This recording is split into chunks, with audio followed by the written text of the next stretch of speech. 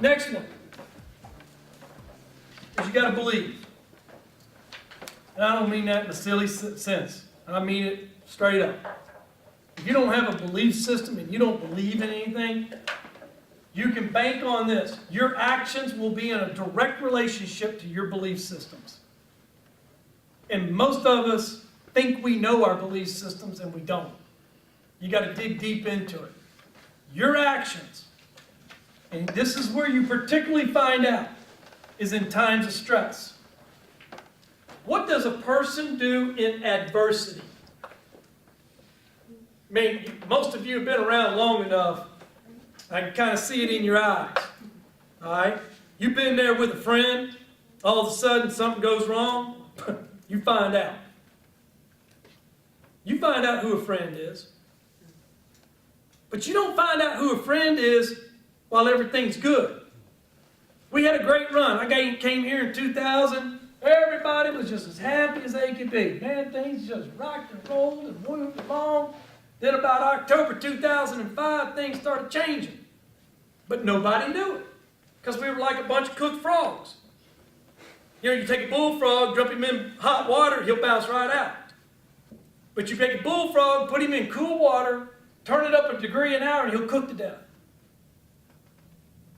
And so all of a sudden, bam, adversity kicked in. Now all of a sudden, as Warren Buffett says, you find out who's swimming naked when the tide goes back out.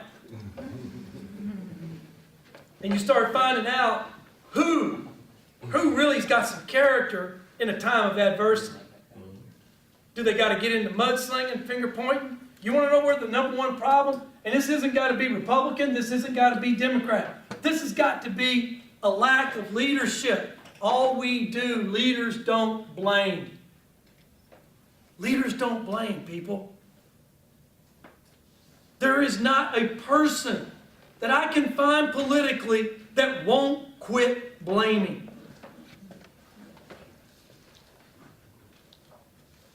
Most of you know now, I know you know Micah, I know that, the Titusville area has been through what everybody wants to say is, woe is me. I've never heard from either one of them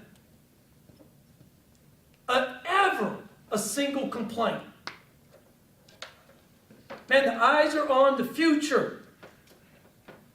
We will get through this. Do you have to do some cuts? You have to do... Back there laughing with Daniel. But that's what it takes. It doesn't mean that you're not going to have bad days, guys. It doesn't mean that you're not going to have the moments where you just got to decompress. But control your emotions. Pat Williams, general manager over at Orlando, got a great definition for maturity. The ability to control one's emotions. You expect out of a child when you take him to the grocery store and he wants the ice cream and you say no and he falls on the ground with a temper tantrum. You don't expect that out of your 32-year-old accountant.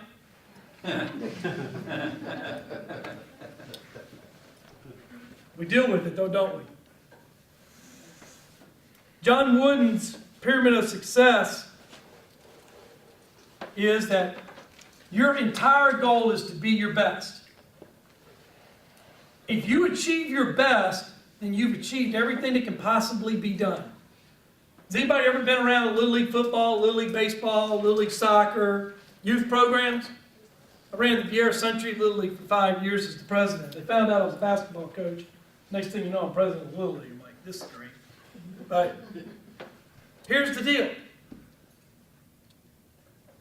Every dad walks in and it's all about winning. They may not mean it from the standpoint of the cruelty of the word. They may be really trying to be sincere. John Wooden has won more NCAA titles than anybody else ever in the history. John Wooden never, with college athletes, ever spoke the word win. I would take 50 coaches every year and tell them that story and look them in the eye and say, if he can go that many years of coaching and never used the word win and achieved that level of excellence, I think there's a probability that we got a little something we got to learn. An 11 and 12-year-old doesn't really care. It's a very interesting phenomenon that 20 minutes later, they're at Burger King running and jumping. And the dad and the mom are huddled up over in the corner, and if they've got a couple others that can join them in the moan and groan and B session, they're there. It's not about winning. Wooden believed in one thing. If I could get the absolute best out of every single kid I had, that's all I could do. Now, he was a perfectionist for the best. He started college athletes with a 1-hour lesson on how to tie and put on socks and shoes. You say, why? Well, if you've got your socks and shoes on wrong, it's the only equipment that a basketball player has. And if they're on wrong, you get a blister. If you got a blister, you can't be your best. He started with a 1-hour session. Every player that played for John Wooden put their socks and shoes on exactly the same way. There was a way that it was to be done that prevented you from having injury. That's what you teach. That's what you inspire in people, to be their best.